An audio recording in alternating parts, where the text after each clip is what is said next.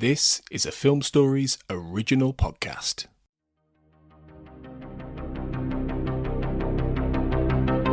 This is Writers on Film, the only podcast dedicated to books on cinema.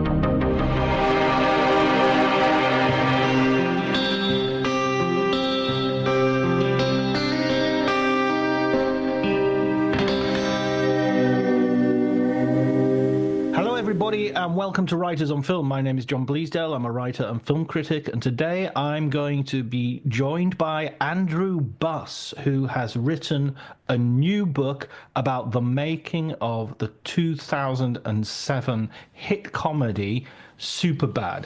And the name of the book, of course, is I'm McLovin, which is one of the most famous characters of that film. But before we get to that, thank you for coming on the podcast, Andrew. Thank you so much for having me, John. I really appreciate it. In your book, you describe your sort of first experience with the film, but for our listeners, could you map that out for us? Absolutely. So my first experience with the film was the day it came out. August 17th, 2007. I was just about to enter high school. I was 14. And because I couldn't get into an R-rated movie, and none of my friends were around to sneak in that night, I wound up going with my dad and my grandfather to the movie. I knew it was a little raunchy. I wasn't quite prepared for how raunchy, but it was one of those really remarkable experiences where it's the three generations kind of bonding together. It was the only time, or one or two times that ever happened with the three of us, my dad and my grandfather. But the other thing that I really felt strongly about was how funny the movie was, but also the energy in the room. It was the best screening I've ever been to for a comedy. There was an electricity in the air, one that I hadn't really been able to feel since in seeing a comedy in the theater. There was just something really phenomenal about that experience, and that always stuck with me. And the movie itself, I've revisited so many times over the years, but that first experience is really my favorite movie-going experience I think I've ever had in the theater. Were you always a fan of comedy in particular? Because this film obviously is a milestone in that sort of American teen comedy genre. Yeah, absolutely. I mean, I grew up as a huge comedy fan. The movies I remember really strongly growing up was when I was 3 years old. I loved Billy Madison because that was one of the things my parents would have on and I would watch. And I think I was banned from watching it when I was 3 years old once I started walking around saying that Donkey Kong sucks. And then I remember the Jim Carrey, Adam Sandler movies especially were big in my house growing up because that's what, my parents were into watching. I became a fan of kind of movies on my own. One of my favorite movies of all time is Mel Brooks' The Producers.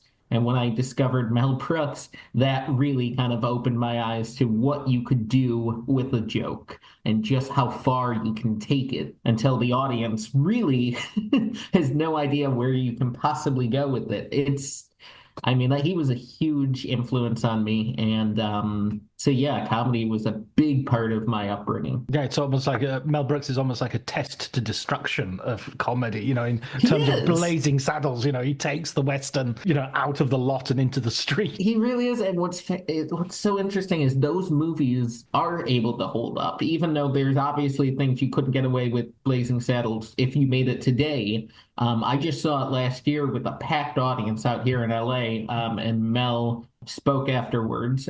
He's someone I've interviewed a few times, and he's my comedy hero.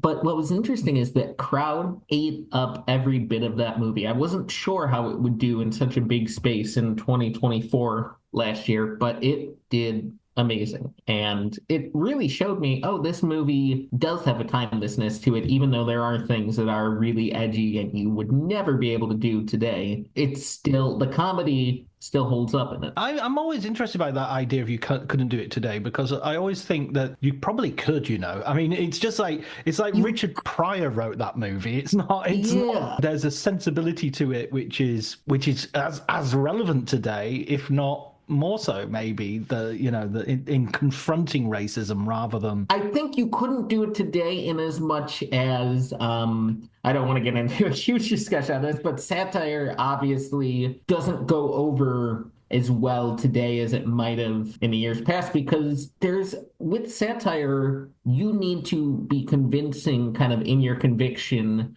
in as much as it is really hard. Satire is the opposite of what you might actually believe. So it's hard for it to come across. It's hard to have an audience, to trust an audience patience at this point, especially because everyone's attention span is a lot shorter.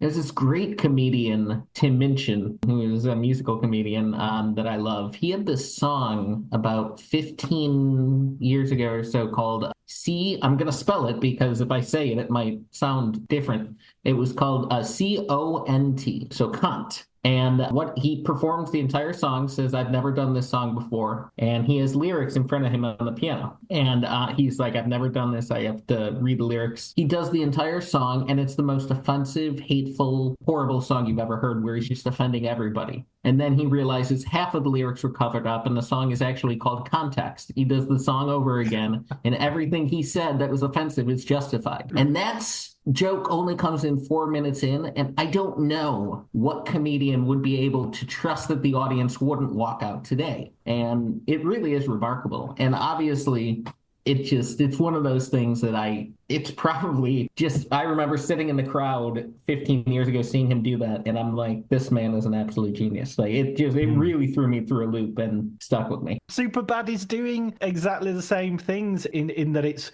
very much pushing the boundaries that existed at the time, and maybe, as you say, certainly would be done differently today, or would be in a different context. But let's talk about the beginning of Superbad, because this was the brainchild of two comedians, Seth Rogen and Evan Goldberg. Am I correct in thinking they're both Canadian? Yes, they are, from Vancouver. There's a thesis to be written about Canadians and American comedy, isn't there? Absolutely. Jim Carrey. SCTV, yes. Exactly, yeah, Schitt's Creek and all those guys. Kind of the godfather of the biggest comedy institution, Lorne Michaels, is Canadian. So that Saturday Night Live ties back to him. Jim Carrey. And in Superbad, it's not even just Seth and Evan. It's also Michael Cera is Canadian. And Martha McIsaac, who plays Becca in the movie. So it really has a lot of Canadians in that film. And in comedy in general, I mean, Martin Short. I mean, the list goes on and on. Like all the gifts that we've gotten from Canada in terms of comedy. Yeah, you don't want Trump building that wall too quickly, do you? No.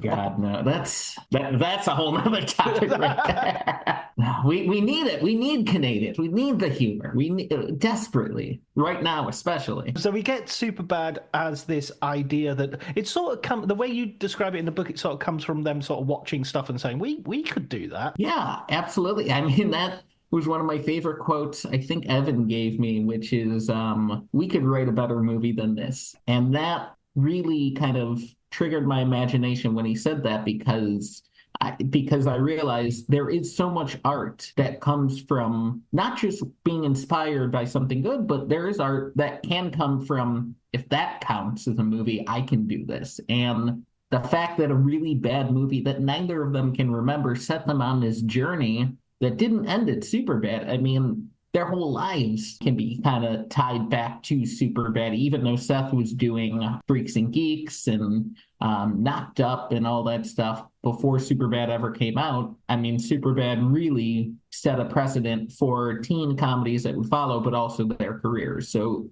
absolutely, like that journey they went on together, watching a bad movie leading to Superbad, it really is remarkable. Alan Moore, the graphic novelist, gave the advice to read bad books. Don't just read good books. Read bad books as well, because you can learn from bad books. You can learn from bad movies, Absolutely. I love bad movies. I really do. I love to laugh at them, but I also love to watch them just to see how it's done wrong, and I write about in the book, nobody will set out to make a bad movie. And if they do, they would never admit it. Even Tommy Wiseau, who did The Room, which is, highly regarded as the worst movie of all time, even he has denied that he set out to make a bad movie. So, which I don't know how much I believe that. Actually, I do. I do believe because he's so convincing and thinking of himself as this dramatic actor in this ridiculous movie. But I mean, yeah, I just don't think bad movies are intentional. I think there's something almost metaphysical in the room that you would pick up on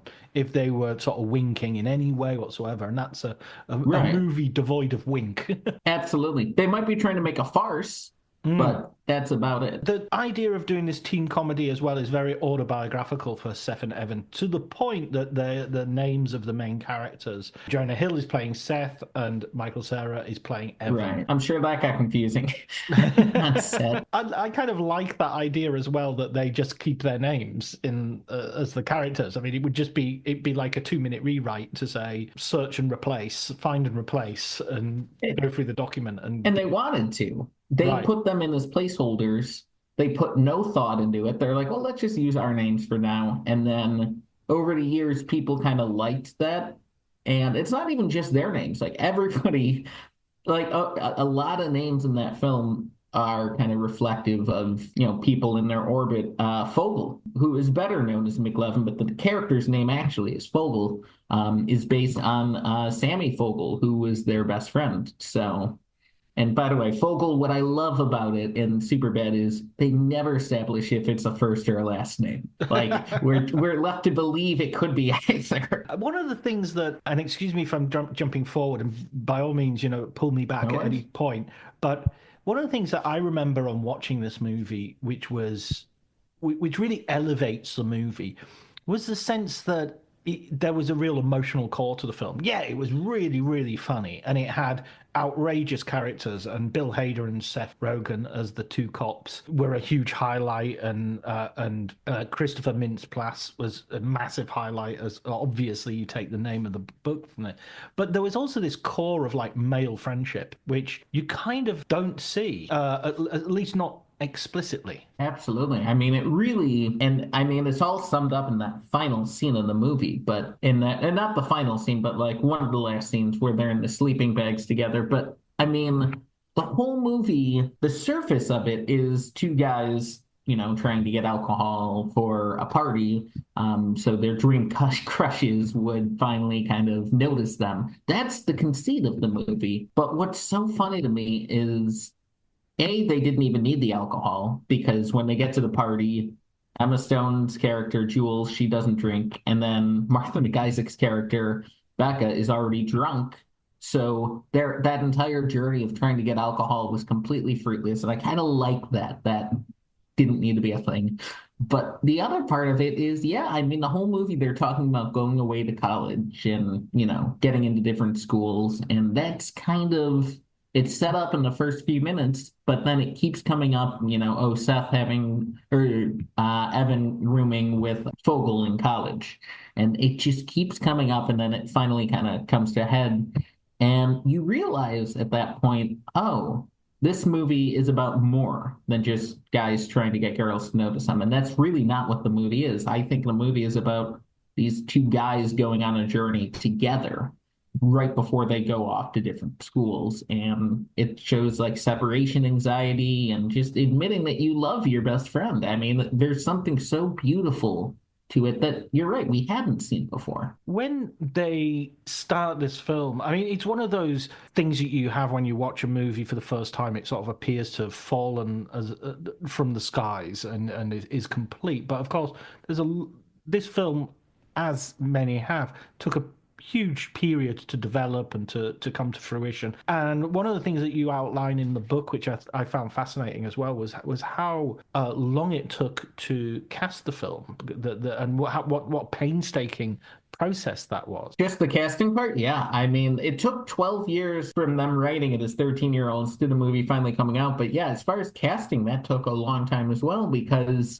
they cast Michael Cera first, but then they kept running into obstacles. They couldn't find anyone they wanted for Seth, or no one that would be able to kind of hold up with Michael Cera, no one that could kind of meet him on his level comedically. they just weren't finding anybody. And then the whole time Jonah Hill kept saying, "What about me? What about me?" But they wrote him off because they felt he was too old because he was so close in age to Seth, and he was in Knocked Up playing, a 20-something while they were trying to find the character of Seth for Superbad. So they already knew that, what he could do comedically. It wasn't against him or his range. They really liked him, but they just didn't think he could. They wanted it to be younger. They didn't want to turn into Grease, where you have all these old people playing high schoolers and you're kind of pulled out of the movie in that way. Greg Mottola was really adamant about wanting younger people. That's why, Michael Cera is 18, Christopher Mintz-Plasse is 17, Emma Stone is 18, I believe. Or I think she might have even been 17 when they started. But yeah, they're all young people, but finally Jonah was able to convince them to let them do a screen test out of sheer frustration. But that wasn't the most challenging part. The challenge was, of course, McLovin, and they did so many auditions. And to the point I would find in my research, like there was a reporter on the set of Knocked Up with them. And at one point, the reporter went with them into a room, and this New York Times profile talked about them watching audition after audition. They saw James Franco audition, Dave Franco, who was right about that age that Seth quickly wrote off as being too good looking. And Seth's, I didn't put in a book, but I think Seth's way of conveying that was, "I would fuck him." So that was how Seth wrote him off as not a good fit. Hold the presses. Are you saying he wouldn't fuck Christopher Mintz-Plasse? I mean, I don't know. I'd have to ask Seth that one, but who knows? And by the way, Christopher Mintz-Plasse was 17, so he shouldn't have. Let's put it that way. Not. Okay, yeah, that's way beyond the line. There we are, doing exactly what we said you can't do anymore. Right, exactly. So what sort of got it for Christopher? Well, basically, Alison Jones, the brilliant casting director who's won, she won an Emmy for Freaks and Geeks, actually, for casting that show after it was unceremoniously canceled. But she would put up ads at local high schools. They were so desperate. And then finally, Christopher Mintz-Plasse's friend Hunter had found out about it in drama club or acting class. And then he convinced Christopher to audition, and he took, like a headshot on his flip phone at the time, the night before at like midnight, and just went in on a whim. Had never auditioned for anything beyond like a school play, and wound up getting the part after a couple callbacks. And the thing that seems to have been important for all of the actors, including Emma Stone, was they didn't just have to sort of be the right age or look the part or even be good actors, but it was also the improvisation, which was like a key part of their getting the roles. Absolutely. I mean, and that's something they knew that Jonah could do, and then they saw that Michael Cera could do it. And Michael Cera was recommended by Jay Baruchel, actually, who was also in Knocked Up and a bunch of other stuff. Yeah, I mean, Christopher Mintz-Plasse showed in his callback that he could hold his own against Jonah. Jonah was improvising, and then Christopher just started improvising with him, which really pissed off Jonah. Jonah said he was stepping on his lines, and I think someone said, it might have been Judd Apatow, who said, "The fact that you don't like him and don't want us to cast him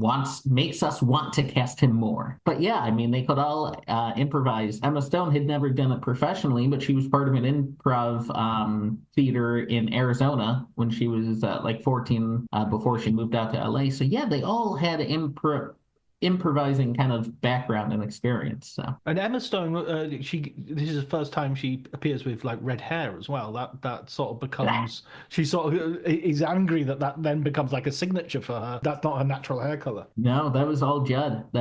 Judd basically went, "Well, Mark McIsaac's brunette, and you both can't be brunette," and he's just like, "What if you have red hair?"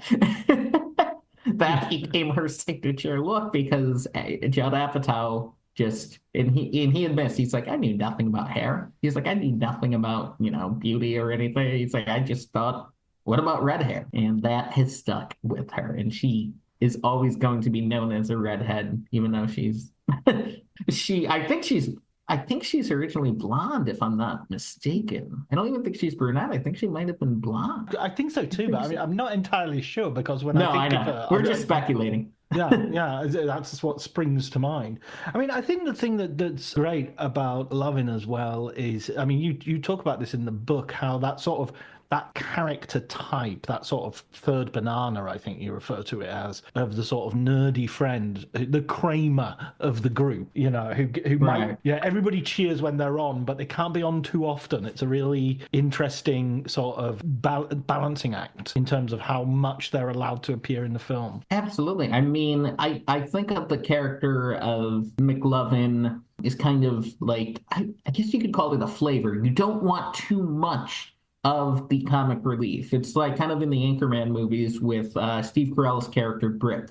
It's the same thing where had that he been in the movie more, he was the, kind of he stole every scene he was in, but if he's in the movie more, you might have grown a little tired of that character. Yeah. Same thing with McLovin. I think they used him perfectly, and he's in the movie a lot. Like, I mean, him and the police officers, those are probably some of my favorite scenes. It just, they gave him a really good kind of B plot to go down with his own, they gave him his own kind of journey to go into. And I mean, that character is still so funny. And he's the one that is so closely identified with this movie. I mean, you can walk into Target today or any kind of retail store like that that sells like those $10 graphic tees, and you can see his face. And that fascinates me that, Christopher Mintz-Plasse is, 18 years older than he was when he made the movie, and yet he can walk into any store and still see his face somewhere. Like it's not like just being a movie star and hey, everyone knows who you are. It's like you can actually see your face on merchandise so many years removed. That's kind of rare. What makes this film different from, I think in a sense we've already hinted at and talked about it, but let's pursue this anyway.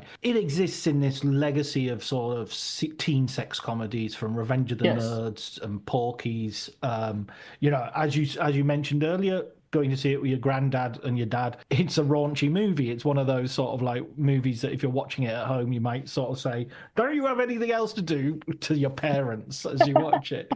So what is it? Where do you see this as standing in that legacy? Oh, I definitely think, I mean, the movie's legacy is still moving forward. Whenever you see it on streaming, it's always in the top 10. Like, it's one of those movies that people keep discovering. It's got the discovery factor. When I was writing a book, I would go onto TikTok just to see what was out there. And, the kid who played Seth in the movie, 10-year-old Seth, who does the penis drawings, he's going viral on TikTok talking about his scene. Like, there's still a fascination. And like I was saying, it's still in Target. And my sister texted me a picture in Forever 21, which is predominantly for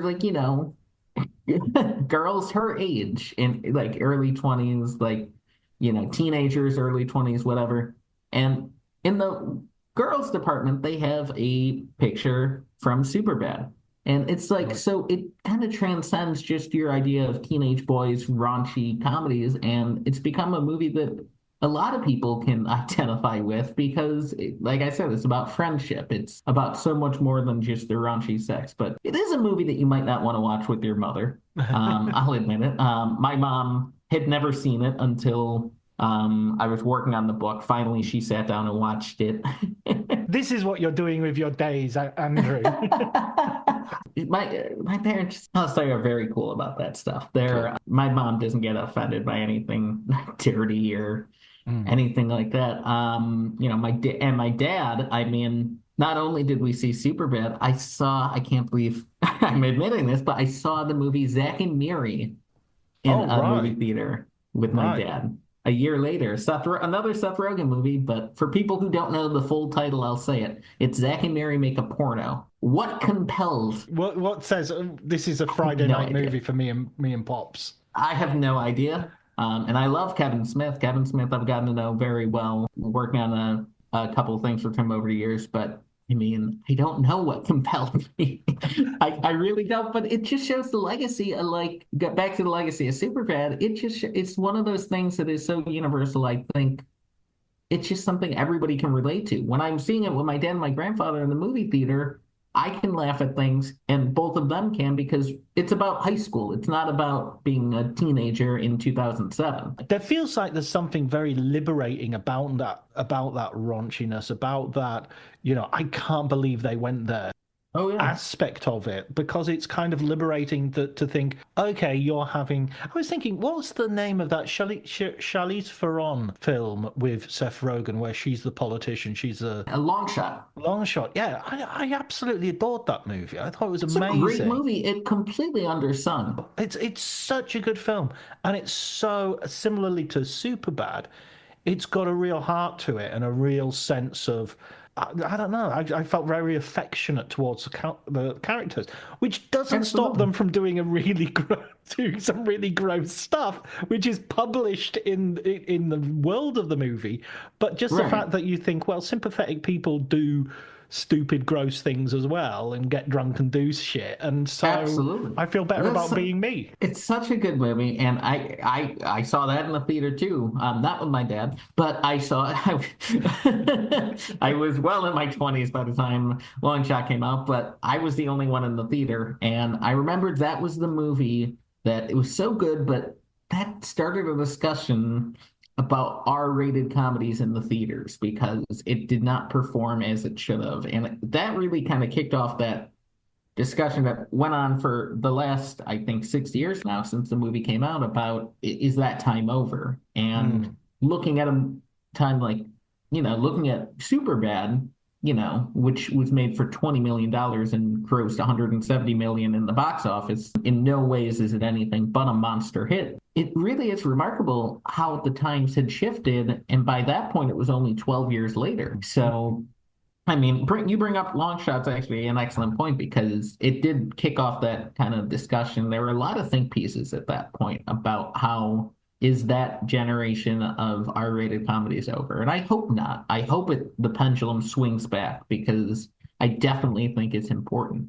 It's a very important experience seeing a movie in a theater. I know this is not kind of what you were talking about, but I just had to throw it No, I out there. totally agree with you. I think it is in a sense because it is also that it multiplies and magnifies that feeling of liberation when you're in a theater with 100 people all laughing at something you would be slightly ashamed to have spoken out loud in another context. And you're saying, oh, you remember that time when, I was caught on camera masturbating. That's not something you generally would say, and yet you're in a theater and everybody's laughing at it because the guy's sympathetic and you like him, and it's not I'm just thinking, I'm sorry, I've just got that scene in my head now, so it's making me laugh. Anyway, let's talk about the making of Superbad, because at this stage the actors have been cast, the movie's underway. How much of a role does improvisation, sorry, they've written a script when they were 13 years Yeah. old. How much do they stick to the script? How much are they going off on one? There's always a looseness with the Apatow produced movies, especially. Even though this was one of the first movies of that nature, of the R-rated kind of comedies that Apatow was doing at that point. I think this was the first movie that he wasn't directing. This was the first movie where he was just kind of executive producer, but they kind of took what they had learned working with him over the years and applied it to here, which is there is room after to take it. Yes, you do, the script, you always do takes with the script, but then you have to do a couple of takes, just leaving a little room. And sometimes there's more takes than others. And with those Apatow movies, there's so much ad-libbing going on with particular lines that they have a thing called the Linorama and on the DVD features. And what that was it was basically five different variations of each line. And that really gives you the idea of how much improvising does go on any given set. So yeah, there is a lot of improvising, but the script, which I've read the script before, I think it was before the shooting draft, right before. It was only like 2 months removed, but I mean, there was still a lot of stuff that didn't make the final cut. Like even the names of one of the main characters, the Evans love interest, Becca, her name was Helen in that script. So they still had a little bit of evolution with that stuff to go. But yeah, I mean, I definitely think there was a lot of improvising going on in that film, like any of those Apatow. It must be really hellishly difficult for the editor to come in and sort of, because you're just getting such Right. the anxiety of choice must be enormous. Absolutely. One of my favorite stories about how much ad-libbing would go on was 40-Year-Old Virgin. I think they got to like their millionth or thousand. I can't remember what. They went through so much film Oh, it will have that, been a million. That would be the yeah, I think it was a million. They went through so many reels of film that Kodak sent over champagne to the film set. You've got to be spending a lot of money with Kodak for them to send over champagne, which was not a problem with Superbad because it was shot digitally. that happened on Terrence Malick's A New World, and it happened on Oliver Stone's JFK. Those are two. Really? So it is a thing they It do. is a thing they do. It's like, you know, like in England, when you got to 100, you used to get a telegram from the Queen. It's that sort of, it's that kind of idea that, well done, thank you, you know. And by the way, you know, that the All the champagne money. costs much less than what you paid. Right, in exactly. film. But I do love that anecdote where it's like it really shows kind of perfectionism at work, but I mean, in the case of like an Oliver Stone, it's not like there's a lot of ad-libbing going on the sets. It's more about that perfectionism, where with Apatow, he would just let the camera run and, hey, Seth Rogen, Paul Rudd, do you guys want to just talk for 20 minutes? Go. And then, oh, we're out of a reel of film already? All right, put the next one. Like that is it was probably very easy for them to get to a million reels. I do feel that sometimes you can feel that in the lesser Apatow films. That there are sometimes, Yeah.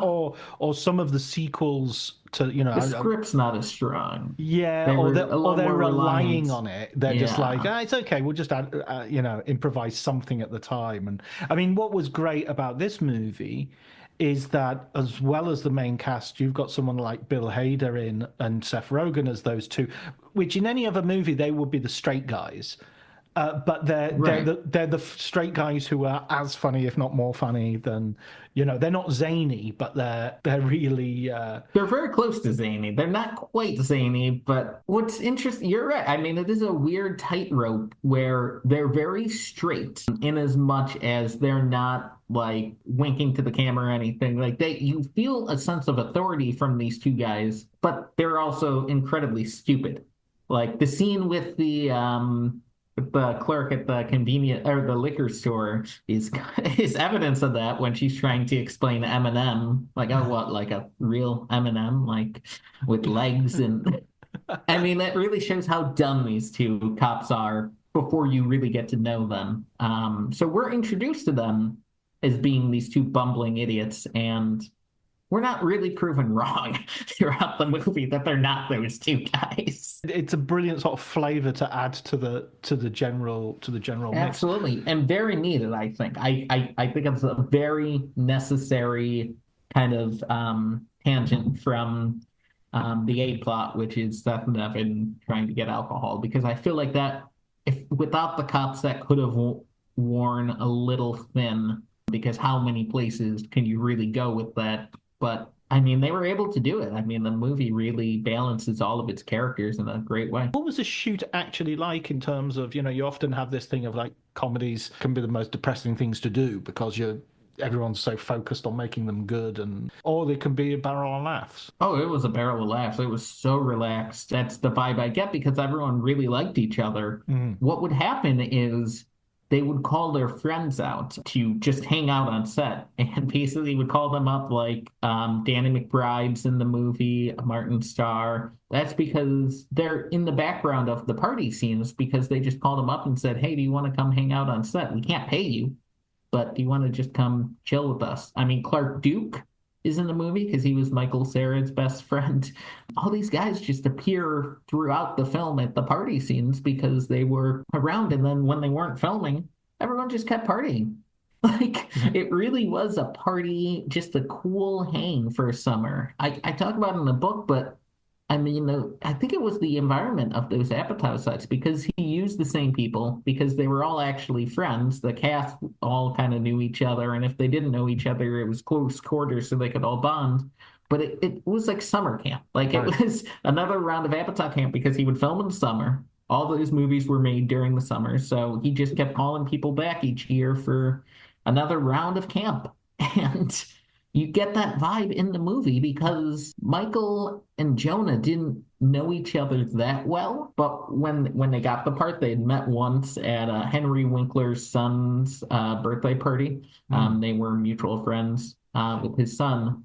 But when Jonah got the part, I think Judd called him and said, "You need to spend every waking hour with Michael Cera. You two need to bond." So they would go hang out at Cantor's, they would play video games, and basically were forced to become friends. And that's exactly what wound up happening. There's a great podcast they did like 7 years ago, I think. And it really shows their chemistry off camera really well to this day. Yeah, and I mean, I feel that Jonah Hill has become one of those actors in that whenever he turns up, you get he adds a certain quality, even in something like The Wolf of Wall Street, which is sort of ostensibly, it's a big Martin Scorsese movie, and he more than holds his own. He's probably the highlight of that film. Absolutely. And I felt the same way about Don't Look Up. Like I felt like true. he Absolutely. did the same thing. That movie, I mean, the movie had so many heavy hitters, but he's able to hold his own in a scene with Meryl Streep, Leonardo DiCaprio, and Jennifer Lawrence, and he's able to just hold his own against those three like powerhouse actors. And by the way, he's no slouch himself. He's got 2 Oscar nominations. I mean, he's made this point before that I think is really important. He's an actor that has made some comedies versus being a comedian who's an actor. Whereas Seth Rogen was, a stand-up that became an actor.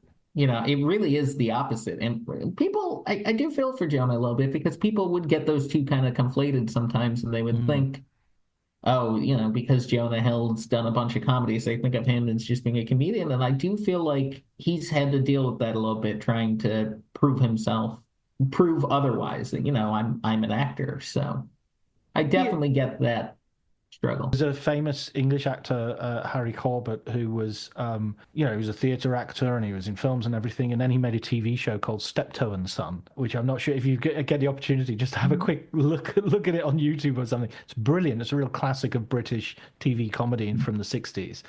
But he was so immediately associated with the role that he played that I think he like the 6 months after the TV show he went on stage as Macbeth and people were just laughing at him, and that was kind of completely destroyed. I mean, he had a long career playing this role, right? But it didn't, he was a serious actor, and it ruined his career as a serious actor. That was a big thing with sitcoms, in American sitcoms as well.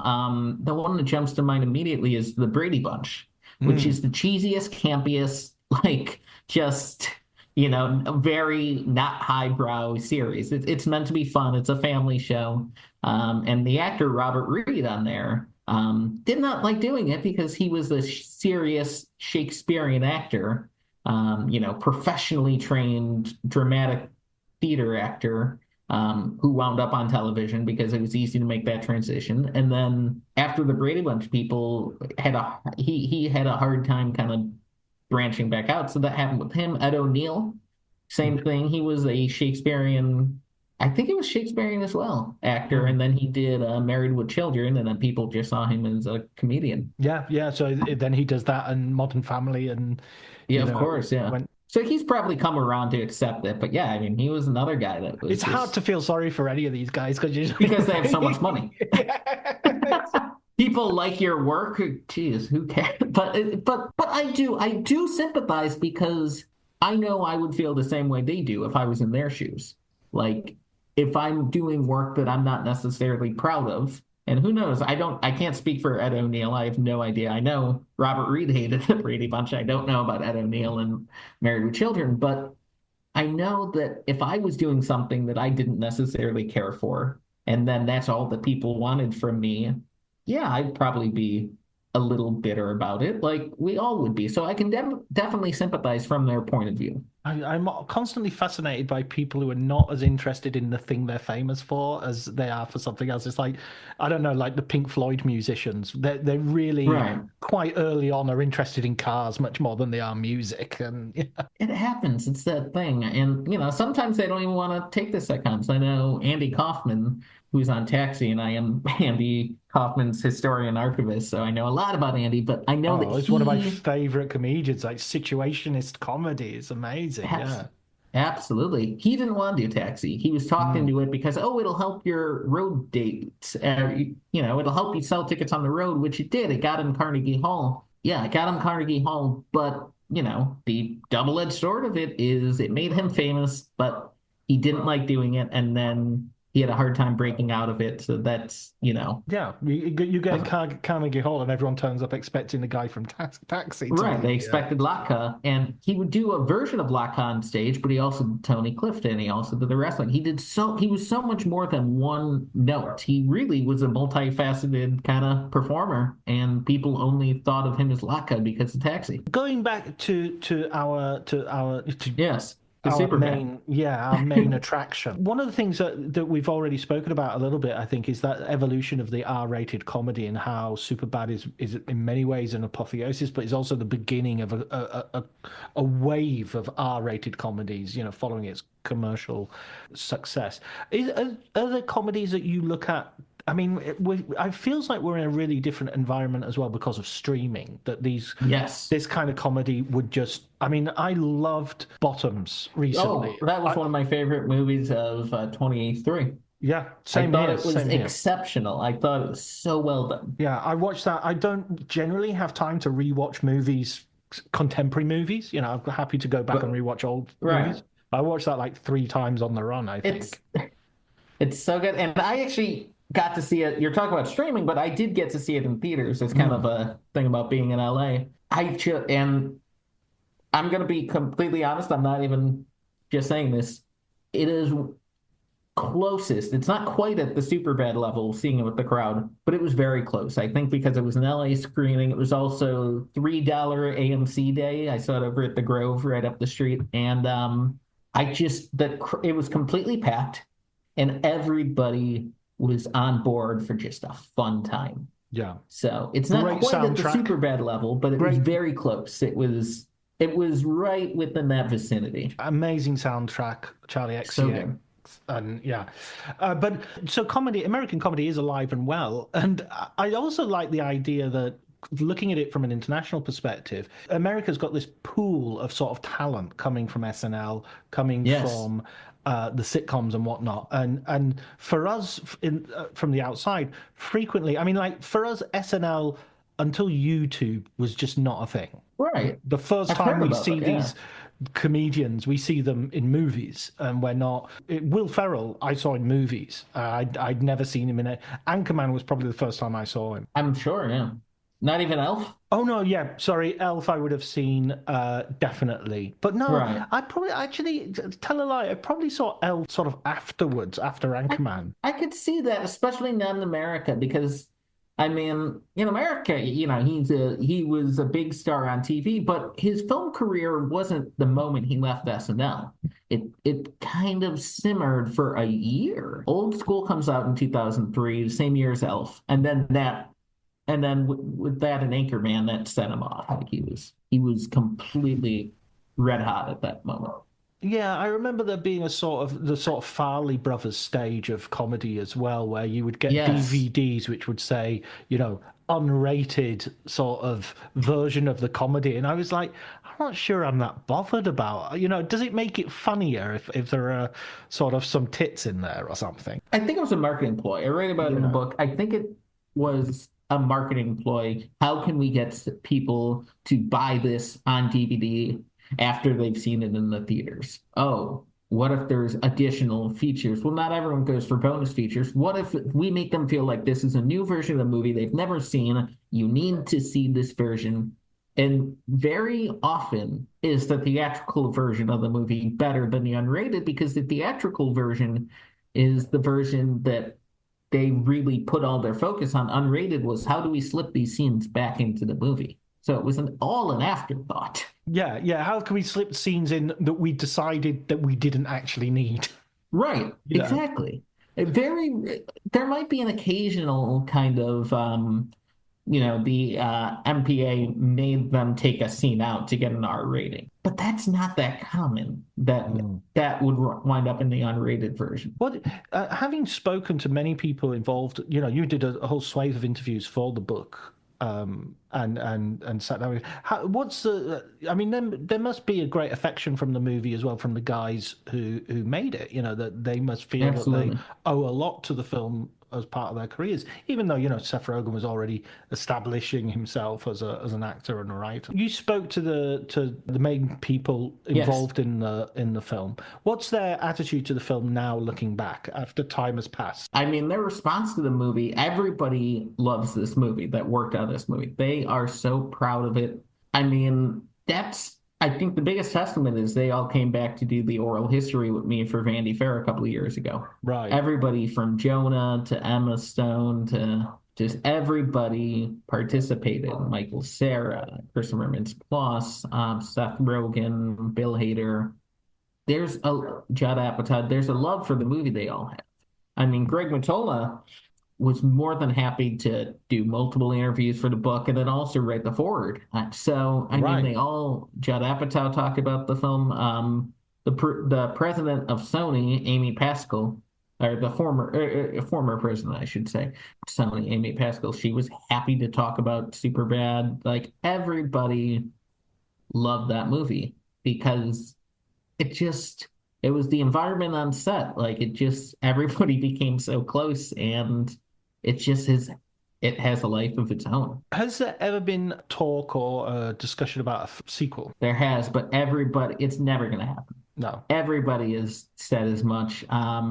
Judd wanted them to do it right away, show them in college, that kind of thing. Greg Mottola had said right after the movie came out, the only way that would make sense for him to do it is the only way he would even consider it, and I'm sure now he wouldn't consider it at all, but I think the only way at the time was if you had people going in different pairs. So, Evan and one of the cops going off, and then Jonah going off with someone. So that would have been interesting to him. But Seth has said no way. He's like, whatever we did right on Superbad, people love it. And I wouldn't want to take that away. Seth told me, he's like, I would work with everybody again on a different project, but it should not be Superbad. That's such a. I totally agree with that. There are so many bad Yeah. sequels. I mean, I love I would never want Anchorman. to see I a hate sequel. Anchorman 2. I love Zoolander. I hate Zoolander 2. I just. Right. It's hard to do it well. Mm. We talked about Kevin Smith. I do think the Clerks sequels are very well done very well, but it's very hard to go back, especially years later, like without it seeing like this is fan service. You need to. Is there a real story? Is there a reason you're doing this? Can you tell a story that's completely independent? And I think that's what I mentioned, Kevin. I think that's what he did so well with Clerks 1 and Clerks 2, especially because Clerks 2 tells a completely different story. He burns down the location from Clerks 1 in the first minute of Clerks 2 and then tells the journey of them getting back to home again. That's what Clerks 2 is. And I think there's something so beautiful about telling that version of that story. Whereas, I don't want to call out what sequels are lesser, but there's so many where it's just like, I've just done it. You can just blink when yes, I name them. yes, yeah. I mean, there's so many times where it's like, let's just make the same movie again. 22 Jump Street did it right. It wasn't years later. It was only a couple. They did it right because they called out how stupid sequels are. So they were able to do it. There's many that are funny, but so many that are not as funny as the first one. Even Wayne's World 2. I love Wayne's World and Wayne's World 2, but Wayne's World 2 is always going to be the inferior movie to Wayne's World 1. Like, very few sequels are better than the first ones. And I mean, there are people that do prefer Terminator 2, people that prefer Back to the Future 2. I mean, there are those people out there, so. Yeah, but they're all wrong. I'm sure I can think of one. I mean, people love Godfather Part 2 versus 1. There are those people too. But I don't know what I do like. I prefer Godfather 1, but that's just. I think it's when it comes to comedy in particular, I think it might be to do with time, and surprise. That idea that I'm surprised about Derek Zoolander in Zoolander, and the film is a continuum of revelations about just how stupid this guy is. But when Zoolander 2 turns up, yeah, it's the guy who's stupid again, who has only one expression, and and that for me is the comedy seems to thrive on surprise. Either that or endless repetition, in which case you have sitcoms. Absolutely. Which, yeah. We've already talked a lot about sitcoms. We've really covered so many topics in this hour. I love it. It's been Superbad plus the history of comedy. The history of comedy. We talked about Blazing Saddles. We talked about Shakespearean actors going hammy on sitcoms. We've covered it all. Excellent. Well, listen, Andrew, I've got one last question for you, and I'm going to let you go. Can you recommend a film book for our listeners? Something that might have inspired you, or you might have read at some point in the past that you can shove our way. Does it just have to be film? Because there is a TV. I'll do a film and a TV one. Yeah, sure. I'll do both. Let me start with the TV one while I think about film. And this is in my mind just because Saturday Night Live 50 is coming up. There is a great book that not everyone would be aware of that is called Backstage at Saturday Night. It came out in late 80s. I'm trying to remember the names of the authors. Doug Hill, I think, is one. But anyway, it is such a well-done book and a history of that show. I prefer to any other narrative about that show. That's one of my favorite books on comedy. It got me interested in comedy and Saturday Night Live, reading that book. So that's a good one. Film book, I'm trying to think of a classic one. I am a sucker for a really good oral history book on movies. So I'll recommend one, which is that I used when I started writing books about films, which is the book on Dazed and Confused, The Making of Dazed and Confused. All right. That's a good one. Excellent. Yeah, I mean, that one, that really, I haven't done an oral history book yet, but reading oral history books really get me excited about what you can do. It's a great format, and it takes a lot of care in putting together those interviews and putting together and to see the narrative through. I think that's fascinating, Andrew. Listen, thanks so much for talking to me. I've really enjoyed reading your book. I've really enjoyed revisiting Superbad. Thank you. This was so much fun. A really great way to start out the day over here on the West Coast in LA.